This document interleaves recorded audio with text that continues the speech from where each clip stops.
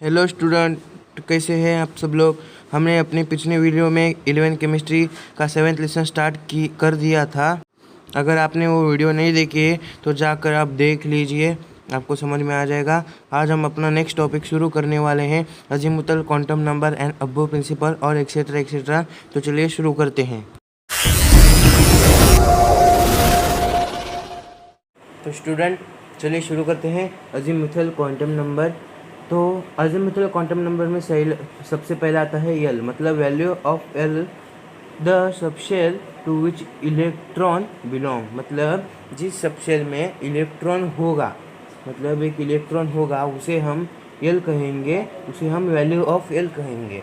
देखो इधर एस में 0 वैल्यू ऑफ एल होती है, पी में वैल्यू ऑफ एल 1 होती है, डी में वैल्यू ऑफ एल 2 होती है एंड एफ में वैल्यू ऑफ एल 3 होती है। नीचे की साइड एक मैंने बॉक्स बनाया, उसे देखिए इधर। Principal shell, value of N, permissible value of L, possible subshell and number of subshell. तो प्रिंसिपल शेल में हमारे के एल एम एन आएंगे, आपको पता है। और वैल्यू ऑफ एन मतलब कितने मेन शेल होंगे उसमें, वो मालूम है आपको, मैंने पहले वीडियो में सिखाया है, आप देख लीजिए उसे।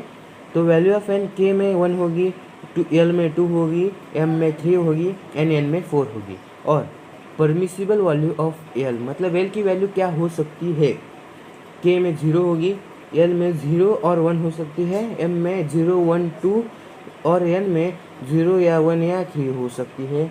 तो पॉसिबल सबशेल कौन कौन सी होगी इन के एल एम एन में, ये प्रिंसिपल शेल है, तो इनमें सबशेल कौन सी हो सकती है। के में यस होगी, एल में एस पी होगी, एम में एस पी डी होगी एंड एन में एस पी डी एफ होगी। देन प्रिंसिपल शेल में नंबर ऑफ सबशेल मतलब कितने कुल सबशेल हैं। तो के में 1 सबशेल होगी, एल में 2 होगी, एम में 3 होगी एंड एन में 4 होगी। नीचे की तरफ आइए। Number of subshell means value of N, मतलब जो ये नंबर ऑफ सबशेल है और ये वैल्यू ऑफ एन है, दोनों इक्वल है, मतलब नंबर ऑफ सेल से subshell means N and value of N means number of subshell. आपको सब समझ में आ गया होगा।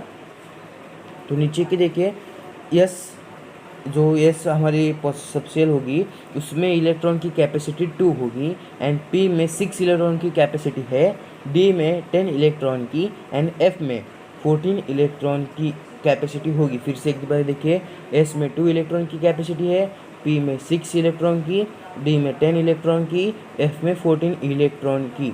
नीचे की तरफ देखिए, मैंने इलेक्ट्रॉन्स इस साइन से इधर बॉक्स में दिखाया है, बराबर, मतलब एक बॉक्स में कभी भी पेयर ऑफ इलेक्ट्रॉन्स ही होगा। देखिए एस में 1 बॉक्स है, पी में 3 बॉक्स है, डी में 5 बॉक्स है एंड एफ में कुल 7 बॉक्स है। तो जो मैंने हाफ एडेड एरो ऊपर की तरफ दिखाया है वो क्लॉकवाइज होगा एंड हाफ एडेड एरो नीचे की तरफ दिखाया है हम उसे एंटी क्लॉकवाइज कहेंगे। तो इधर देखिए एक एग्जांपल 3s मैंने लिखा है 3s, तो इधर 3 इस नंबर ऑफ एन है, मतलब मेन शेल, मतलब कितने मेन शेल है एंड यस मतलब सब शेल, मतलब सबसेल कौन सा वाला सबसेल है। तो देखिए यस वाला सबसेल होगा, नंबर ऑफ सबसेल, ये नंबर ऑफ मेन शेल है, एन मतलब एन, एस मतलब सबसेल। स्टूडेंट्स उधर देखिए हमारा नेक्स्ट टॉपिक अबोव प्रिंसिपल। तो अबोव प्रिंसिपल में आपको ये डायग्राम है बाहर करनी पड़ेगी क्योंकि ये बहुत काम की चीज़ है। इधर देखिए अबोव प्रिंसिपल में क्या होता है, 1s 2s 2p 3s 3p 3d 4s 4p 4d 4f 4s 5p 5d 5f 6s 6p 6d 6f 7s 7p 7d। अब ये कनेक्टेड कैसे है देखिए, ये तो आपको एरो ऐसा दिख रहा है, मतलब प्रत्येक हर किस्म से एक एरो जा रहा है, मालूम है आपको, ये देखो ये एरो ये एरो ये एरो दिख रहा है। तो इंटरकनेक्टेड कैसे है देखो, 1s की एरो 2s को जोड़ा है और 2s को 2p का, और 3s को 3p को एंड 4s से 3d को और 5s से 4d को एंड फिर से ऐसे जाकर 6s से 4f को, फिर नीचे आकर 7s से 5f को, दिन 5f से 7p तक एंड 7p से 6f तक और फिर 7d पर ख़त्म होता है। मतलब ख़त्म नहीं होता, इससे भी आगे जा सकता है ऐसा फिर से, लेकिन हमें टेक्स्ट बुक में इतना ही दिया है तो आप इतना ही रेफर करिए। तो इससे हम इलेक्ट्रॉनिक कॉन्फ़िगरेशन कैसे निकाल सकते हैं, तो देखिए पहला देखिए कार्बन का एटॉमिक नंबर 6 है, हम 10th तक कैसे लिखते थे, कार्बन एटॉमिक कॉन्फ़िगरेशन लिखने को बोला तो हम कैसे लिखते थे, 2,4 ऐसा लिखते थे, लेकिन हमें 10वीं से 1s2 2s2 2p मतलब अबो प्रिंसिपल के फॉर्म में लिखना है। तो पहला हमारा 1s आएगा। तो मैंने पिछले वीडियो में बताया था इसके पहले कुछ मिनट पहले कि s की कैपेसिटी 2 इलेक्ट्रॉन्स की होती है, p की कैपेसिटी 6 इलेक्ट्रॉन्स की है। मतलब हम p में ज़्यादा से ज़्यादा सिर्फ 6 इलेक्ट्रॉन्स डाल सकते हैं, और d की कैपेसिटी 10 इलेक्ट्रॉन्स की होती है, मतलब हम d में ज़्यादा से ज़्यादा 10 इलेक्ट्रॉन्स डाल सकते हैं, और f की कैपेसिटी ज़्यादा से ज़्यादा 14 इलेक्ट्रॉन की होती है। तो देखिए इधर कार्बन का एटॉमिक नंबर का हम एटॉमिक कॉन्फ़िगरेशन कैसे निकालेंगे। तो 1s में s की कैपेसिटी 2 है, तो हमने इधर ऊपर एटॉमिक नंबर 2 लिख दिया। देन 2s2 हमारा आएगा, तो 2s2 मतलब ऐसे, तो s की कैपेसिटी भी 2 ही है, मतलब हमारे 4 इलेक्ट्रॉन हो गए, तो बचे कितने और 2। तो नीचे आएंगे तो 2p, मतलब इधर से ऐसा कनेक्ट हुआ है ना, तो 2p में बचे कितने वो इलेक्ट्रॉन लिख देने का, लेकिन 6 से ज़्यादा नहीं। तो इधर 2 बचे हैं, तो मैंने इधर 2 लिख दिया। तो हमारा इलेक्ट्रॉनिक कॉन्फ़िगरेशन बन गया है, जो कि है 1s2 2s2 2p2। आपको समझ में आ गया फ्रेंड्स। और एक एग्जांपल देखिए सोडियम का एटॉमिक नंबर 11 है। तो मतलब इसका हम इलेक्ट्रिक कॉन्फ़िगरेशन पहले कैसा लिखते थे, 2 8 1, मतलब हमारा 11 हो गया। तो सोडियम की एटॉमिक नंबर है 11। तो हम इस साल से इसे कैसे लिखेंगे, अब्बो प्रिंसिपल के फॉर्म में। देखिए आपको बेस की और पी की कैपेसिटी मालूम हो गई होगी, तो मैं आपको डायरेक्ट समझा देता हूँ। देखिए 1s2 मतलब हम पहले वाले इलेक्ट्रॉन में 2 इलेक्ट्रॉन डालेंगे, क्योंकि उतनी कैपेसिटी उसकी है। फिर 2s2, एस भी इधर भी ऐसे, तो इसलिए 2 की कैपेसिटी होगी। देन 2p6, मैंने बोला था p की कैपेसिटी 6 होगी, 6 से ज़्यादा नहीं, तो मैंने इधर 6 लिख दिया। तो हमारे बचे कितने इलेक्ट्रॉन देखिए, 2 a2 और a6, मतलब कुल हो गए हमारे 10। तो बचा 11 इलेक्ट्रॉन, सिर्फ 1। 11 में से 10 गया, तो सिर्फ 1 इलेक्ट्रॉन बचा ना। तो इसलिए हम आगे आकर 3s में सिर्फ 1 ही इलेक्ट्रॉन लिखेंगे। तो हम इलेक्ट्रॉन कॉन्फ़िगरेशन मिलेगा जो है 1s2 2s2 2p6 3s1। हमारा नेक्स्ट एग्जांपल देखिए 12 मैग्नीशियम, मतलब मैग्नीशियम का एटॉमिक नंबर 12 है। तो हम कैसा लिखते थे इसे, 2 8 एंड 2 बराबर 2 8 2। तो इधर अब्बो प्रिंसिपल के फॉर्म में लिखेंगे हम 1s2, s में 2 इलेक्ट्रॉन, देन 2s2, s इधर भी s में 2 electron, then 2p6 because of capacity of p is electron number of 6, then 3s2 मतलब हम s में 2 इलेक्ट्रॉन डालेंगे, s में फिर से 2 इलेक्ट्रॉन एंड p में 6, हमारे हो गए कुल 10। और बचे कितने, 12 में से 10 गए तो 2, मतलब हम इधर 3s में आकर 2 डालेंगे। इधर 1 ही बचा था, इसलिए हमने 3s1 लिख दिया, लेकिन इधर 2 बचे हैं, इसलिए हम 3s2 लिखेंगे। इधर मैंने और भी कुछ एग्जाम्पल लिखी है, आप इसे देखिए, रेफ़र करिए, आपको समझ में आ जाएगा। और इधर ऊपर भी देखिए, इधर ऊपर भी आपको दो एग्जाम्पल मैंने दे के रखे हैं, आप इसे भी रेफ़र कर लीजिए। तो देखिए इधर मैंने एक डायग्राम बना है, मतलब हमने इधर तक जो जो पढ़ा है वो इस डायग्राम से एक्सप्लेन हो रहा है। देखिए इधर मैंने एक न्यूक्लियस बना रखा है, फिर उसके बाद के शेल, मतलब हमारी मेन सब शेल है जो बना के रखी है। के की कैपेसिटी होगी 2 इलेक्ट्रॉन्स की, और उसमें एस सब शेल होगी। एंड इधर देखिए यल, हमारी यल मेन शेल मतलब प्राइमरी शेल की कैपेसिटी 8 इलेक्ट्रॉन्स की है, और उधर S and P sub shell होंगे। एंड एम की कैपेसिटी 18 इलेक्ट्रॉन्स की है, उसमें सब शेल होंगी S P D. And N की कैपेसिटी हमारी 32 इलेक्ट्रॉन्स की है, मतलब इसमें सब शेल होंगे एस पी डी एफ। आप इस डायग्राम को अच्छे से देख लीजिए, आपको फिर से समझ में आ जाएगा। नीचे एक मैंने नोट की लिखे रखिए, देखो, number of period is equal to number of orbit is equal to principal quantum number N. मतलब मैंने आपको पढ़ाया था एन मतलब प्रिंसिपल क्वांटम नंबर, तो उस एन से हमें नंबर ऑफ पीरियड भी मतलब वो एलिमेंट कौन से पीरियड में आता है वो हमें एन बताता है।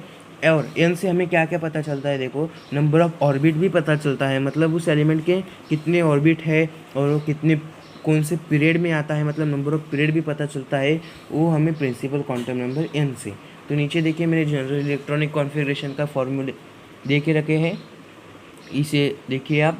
ग्रुप 1 का जनरल फार्मूला होगा NS1, ग्रुप 2 के लिए NS2, ग्रुप 3 के लिए NS2 bracket n-1 bracket complete D1, और ग्रुप 13 के लिए NS2 NP1, ग्रुप 14 के लिए NS2 NP2 ग्रुप 15 के लिए NH2NP3, ग्रुप 16 के लिए NH2NP4, ग्रुप 17 के लिए NH2NP5, ग्रुप 18 के लिए NH2NP6। आप इसे बुक में भी यही दिखा है एक टेबल में, उसे आप रेफर करिए। इधर बॉक्स में देखिए, इधर देखो एग्जांपल के तौर पर 5p6 मैंने लिखा है, तो ये जो 5 है हमारा ये नहीं, मतलब प्रिंसिपल क्वांटम नंबर, मतलब हमें बता रहा है ये जो एलिमेंट है वो 5th पीरियड में आता है। और ये जो P है ना, P वो हमें ब्लॉक बताता है, SPDF ब्लॉक, तो ये P ब्लॉक का एलिमेंट है 5th पीरियड का। और ये जो 6 है मतलब 6th ग्रुप में लाई करता है, तो मतलब ये एलिमेंट P ब्लॉक के 5th पीरियड में 6th ग्रुप में है। ऐसा ही हमें प्रिंसिपल क्वांटम नंबर P और 6 से पता चल रहा है। इधर देखिए मैंने ऑक्सीजन का एटॉमिक कॉन्फ़िगरेशन लिखा है। ऑक्सीजन का एटॉमिक नंबर होता है 8, मैंने लिखा है 2s2p4। हमें कभी भी लास्ट 2 शेल का ही एटॉमिक कॉन्फ़िगरेशन लिखना होता है, आप सभी का लिख सकते हैं, लेकिन मैंने लास्ट 2 का लिखा है। अब इस बॉक्स में हम एटॉमिक कॉन्फ़िगरेशन कैसे लिख सकते हैं, देखिए हमें सबसे पहले लास्ट सेल का लिखेंगे। देखो सबसे लास्ट सेल का ही लिखना होता है स्टेबिलिटी पता करने के लिए। तो इधर देखिए मैं स्टेबिलिटी पता करने के लिए लिखता हूँ, पहले सब क्लॉकवाइज लिखने का और सभी बॉक्स में एक एक इलेक्ट्रॉन पहले भरने का, फिर एंटी क्लॉकवाइज से एक एक भरने का। तो देखिए 4 इलेक्ट्रॉन्स है ना, तो फिर मैं 1 भर दिया, ये 2 हो गए और ये 3 बचा, कितना 1, तो 1 मतलब इससे पता चलता है कि ये फुल स्टेबल नहीं है, हाफ भी स्टेबल नहीं है, या न्यूट्रल मतलब एम्प्टी भी नहीं है। तो देखिए मैंने पहले शेल में 2 इलेक्ट्रॉन्स पूरे बैठ गए और दूसरे शेल में 1 इलेक्ट्रॉन और तीसरे बॉक्स में 1 इलेक्ट्रॉन। और एक नेक्स्ट एग्जांपल देखिए, इधर दिखाता हूँ आपको मैं। तो हम लेंगे इधर नाइट्रोजन का एग्जांपल। नाइट्रोजन का एटॉमिक नंबर है 7, तो उसका इलेक्ट्रॉनिक कॉन्फ़िगरेशन लास्ट 2 सेल का होगा 2s2 2p3। तो हम लास्ट सेल का इलेक्ट्रॉनिक कॉन्फ़िगरेशन बॉक्स में लिखेंगे। देखिए P है तो 3 बॉक्स उससे होंगे, तो इधर लिखते हैं। पहले सारे क्लॉकवाइज लिखेंगे 1 2 3, मतलब 3 इलेक्ट्रॉन सारे भर दिए, अब एक भी नहीं बचा है। तो ये जो मैंने इलेक्ट्रॉनिक कॉन्फ़िगरेशन इधर बॉक्स में से लिखा है, इससे हमें पता चलता है कि नाइट्रोजन को हाफ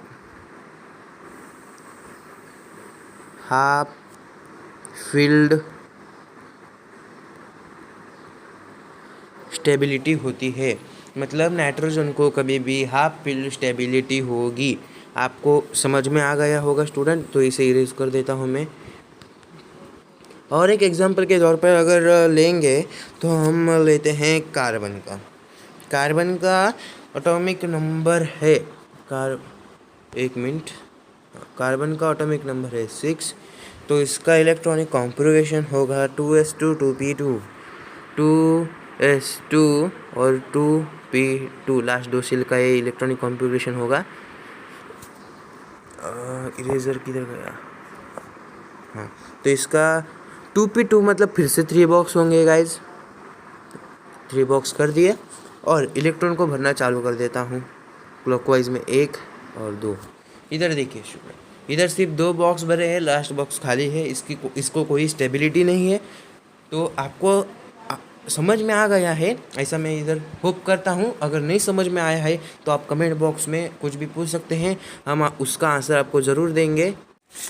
स्टूडेंट्स, ग्रुप 17 को हम हैलोजन्स बोलते हैं क्योंकि वो एलिमेंट सॉल्ट फॉर्मिंग होते हैं। ग्रुप 17 में देखिए fluorine, chlorine, bromine, iodine, astatine, ये सारे एलिमेंट्स हैं जो सॉल्ट फॉर्मिंग है, इसलिए हम ग्रुप 17 को हैलोजन्स बोलते हैं। और ग्रुप 16 को हम चाल्कोजेंस बोलते हैं क्योंकि वो ओवर फॉर्मिंग होते हैं। ग्रुप 16 में oxygen, sulphur, selenium, tellurium, polonium etcetera elements हो, इसीलिए हम उनको ओवर फॉर्मिंग बोलेंगे, चाल्कोजेंस। स्टूडेंट, आज के लिए इतना ही काफ़ी। हम अपने नेक्स्ट वीडियो में effective nuclear charge and screening effect सीखेंगे। तो स्टूडेंट, वीडियो अच्छी लगी हो तो हमारे चैनल को सब्सक्राइब करिए, लाइक करिए, कमेंट करिए और शेयर करिए अपने दोस्तों से ताकि उन्हें भी समझ में आए। Thank you, please support us.